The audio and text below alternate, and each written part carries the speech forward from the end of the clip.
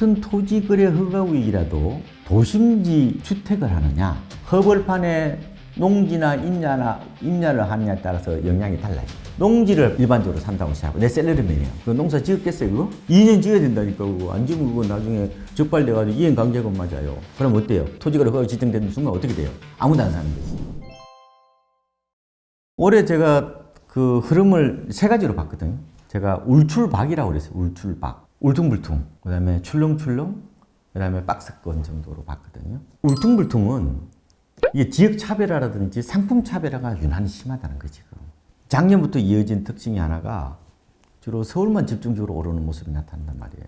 옛날에는 어땠어요? 서울이 오르면 수도권이 오르고, 그 다음에 지방이 올랐죠. 이게 이제 물결 효과라기도 하기도 하고, 혹은 뭐 시차를 두는 어떤 그런 동조화 현상인데 지금 안 나타납니다. 왜? 시장 에너지가 약해요. 이런 상황에서는 적은 돈으로 외곽 지역에 아파트를 갭 투자 사려는 사람이 없어요. 지금은 수요가 그나마 있다면은 40대 초반의 젊은 엄마들의 반란. 그래서 오히려 상급지 갈아타기 수요가 그나마 이게 시장을 움직인다 이렇게 보시면 되는 거죠. 요새 트렌드를 잘 보시면은 지금은 순환매라는 게 없어요. 그러니까 유동성이 어떻게 보면은 많지 않아서 그래요.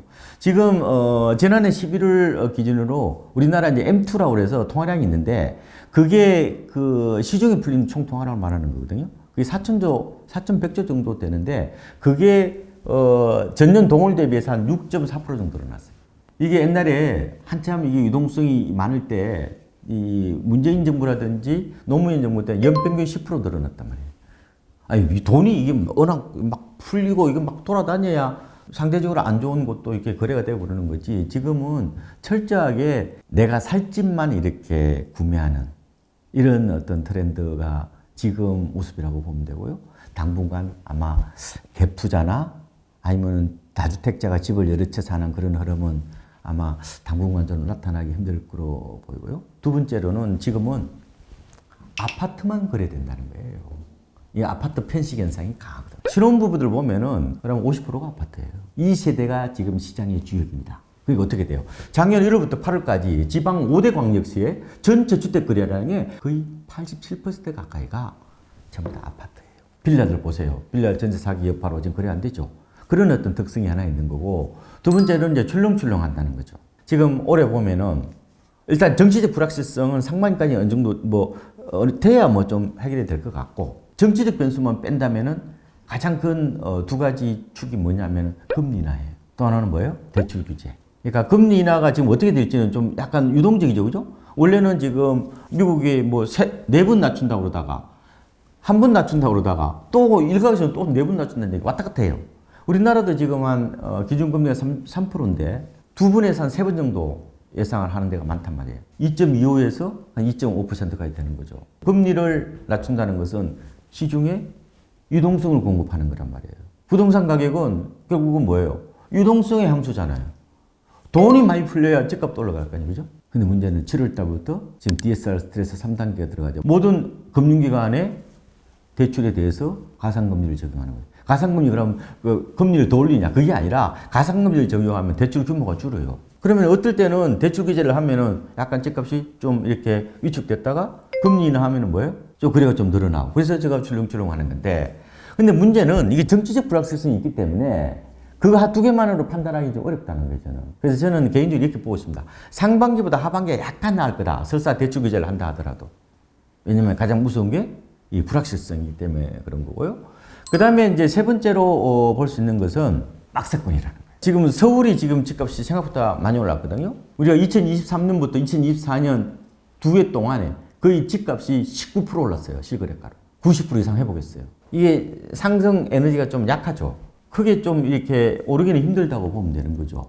근데 문제는 전체적으로 보면 어때요? 올해 입주 물량이 많지 않죠. 작년보다 한 10만 가구, 올해 한 26만 가구 정도 보고 있거든요. 부동산 리스트자를 보면. 그러면은 공급 부족, 불안 심리들이 어느 정도 작용할 거잖아요. 그러면 전국적으로 본다면은, 그러면은 올해 거시경제도 별로 안 좋지. 그리고 뭐 정치 불확실성도 있지. 그러면 집값이 오를 일은 없잖아요. 근데 입주 물량이 없잖아요. 그러면. 또 금리도 낮춘다며. 그러면은 이게 악재하고 호재 사이에서 왔다 갔다 한단 말이에요. 그래서 서울은 이미 가격에 대한 부담감이 크기 때문에 저는 거기 오르기 어렵다. 지방도 저는 크게 떨어지기 어렵다는 게 지방이 지금 전국 미분양의 80% 갖고 있어요. 그 다음에 이 동네를 벗어나서 자꾸 서울로 오는 젊은이도 많잖아요. 젊은 인구 유출 문제. 지역경제가 튼실하지 않잖아요. 그렇다고 하더라도 지방은 재밌는 것은 대출 규제보다 금리 인하에 더 민감합니다. 왜 그럴 것 같아요? 집값이 싸잖아요. 집값이 비싸야 내가 대출이 나오냐 안 나오니 이거 가지고 이제 신경 쓰지만 아니 집값이 싼데 중요한 건 대출 규제도 뭐예요? 오히려 금리 인하에 민감하고 집값이 오를 것인지 내릴 것인지에 대한 어떤 그런 방향성 이게 더 중요할 수도 있는 거죠. 서울도 이미 뭐 많이 올라서 부담스럽고 지방도 추가적으로 이 급락하기보다는 바닥 다지기라든지 매물 소화 과정을 거친다면은 그러면은 이걸 박스권으로 봐야 되지 않느냐는 거죠. 그러면은 올해 집을 살 때 전체 통계를 볼 게 아니라 좀 더 지역 밀착형 어떤 그런 지표들 보는 게 훨씬 더 낫다 이런 말씀을 드리고 싶어요. 지금 그 코픽스가 주로 이제 변동금리 대출의 이제 기본인 거고 고정금리는 주로 이제 5년 은행채 중심으로 가고 있죠. 근데 이제 혼합형이라는 게 말씀하신 것처럼 대체로 5년짜리예요. 그죠? 5년 정도는 고정금리고 그 이후에 이제 변동금리인데 그러니까 2020년도에 이제 그게 이제 그 혼합형으로 빌렸던 분들이 이제 고정금리가 거의 끝나고 이제 변동금리로 바뀐다는 거잖아요.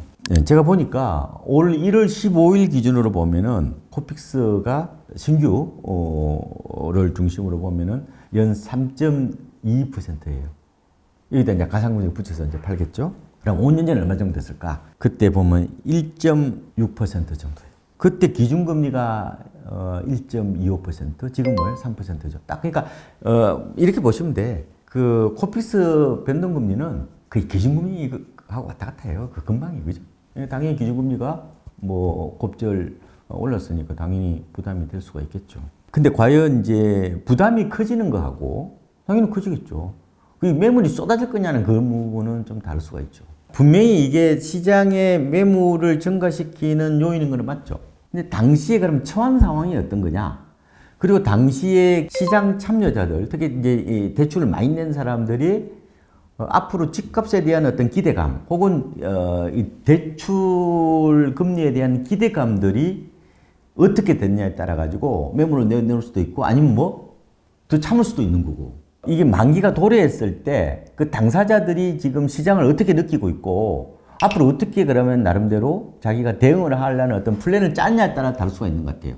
전체적으로는 이게 분명히 시장에 보면은 뭐 매물 부담인데 과연 그때 당시에 시장의 참여자들이 어떻게 각계 전투로 행동하는 것들이 좀 집단화될 거냐 이게 따라서 그러면 달라진다 이렇게 보시면 될 것 같습니다. 결론적으로 말씀을 드리면은 거래가 약간 늘어나는 효과는 있다. 그렇지만 가격에는 그렇게 중대한 영향을 미치지 않는다. 저는 이런 말씀을 드리고 싶어요. 토지거래 허가구역은 갭 투자가 안 됩니다. 토지거래 허가구역은 뭐냐면 무주택자만 살 수 있어요. 그것도 실거주 목적으로 2년 이상 살아야 돼. 그래서 지금 지정이 되어 있는 게 뭐 서울에서 지금 강남구 중심으로 많이 지정이 되어 있잖아요. 뭐 강남, 뭐 압구정, 뭐 삼성, 뭐 대치 뭐 이런 데잖아요. 그 다음에 이제 잠실하고 뭐 목동이나 여의도 같은 데 이렇게 보시면 되는데 최근에 보니까 오히려 집값이 가장 많이 오른 데가 압구정이에요. 그럼 이게 뭐 안 맞잖아요. 이게 같은 토지거래 허가구역이라도 도심지 주택을 하느냐 아니면은 허벌판에 농지나 임야를 하느냐에 따라서 영향이 달라요. 농지를 봐요. 일반적으로 산다고 시작하고 내 셀러리맨이에요. 그 농사 지었겠어요 그거?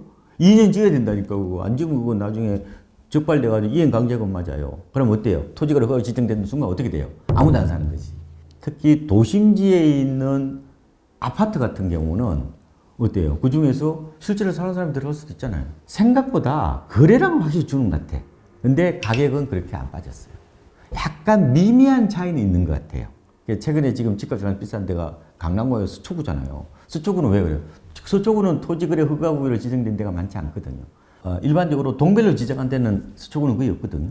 그러다 보니까 약간 풍선효과 반사익을 누린 거는 있어요. 그죠? 근데 있긴 하지만 그러면은 토지거래 허가구역이 지정되고 나서 그럼 압구정이나 잠실이나 그런 집값이 곤두박질 쳤느냐? 아니라니까요. 그래서 그러면은 이제 해제했을 때도 똑같은 거죠. 해제하면은 실수요가 아니라 투기적 수요도 들어올 수 있다는 거잖아.